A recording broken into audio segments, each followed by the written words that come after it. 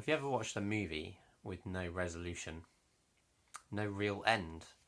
A film that leaves you with more questions than answers? Well, Jesus' ascension is a real resolution.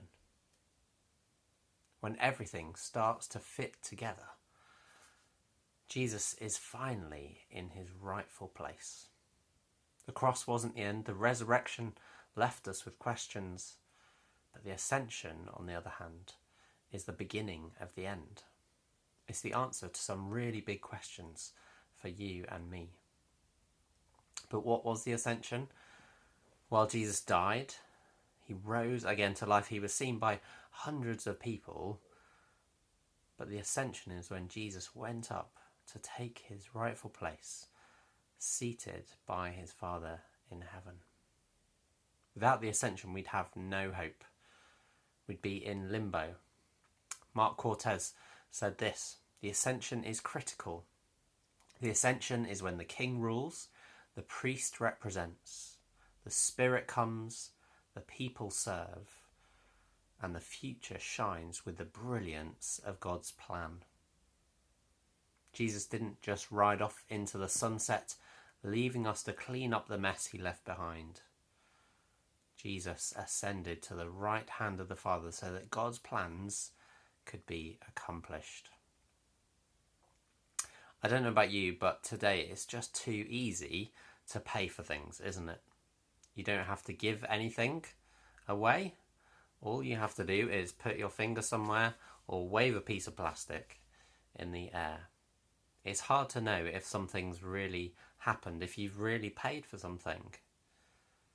And without the ascension, we could still be in doubt whether Jesus did really pay for our sin. Did he take our place on the cross? In that sense, the cross on its own wasn't enough. We needed the resurrection. But even the resurrection wasn't the end.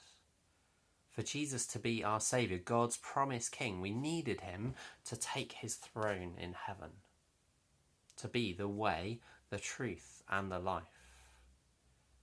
And now Jesus is finally in his rightful place as the King of the universe, sat on the seat of authority above every ruler and leader, every power and authority.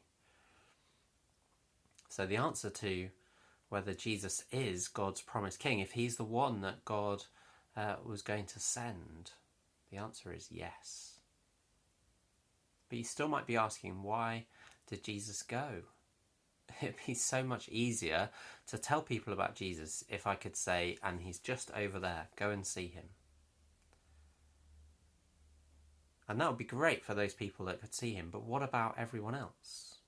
Well, because of the ascension, Jesus can be with you and me and everyone else by his Spirit. He's no longer limited to a single time or place. Jesus can be with us all the time. Today, Jesus lives with his people by his Spirit, comforting and empowering us to live for him and to be his witnesses. So the ascension just boils down to confidence and security. Because Jesus is the King, because he sat down, he finished what he came to do. That means that we can trust Jesus through the lockdown. We can trust him with our work, our finances, our mental health, and most importantly, as the only way to heaven. Jesus is supremely powerful and sovereign over everything. So there's nothing that we cannot trust him with. There is nothing too big for him to cope with. No situation we cannot bring to him, and no one better to live for.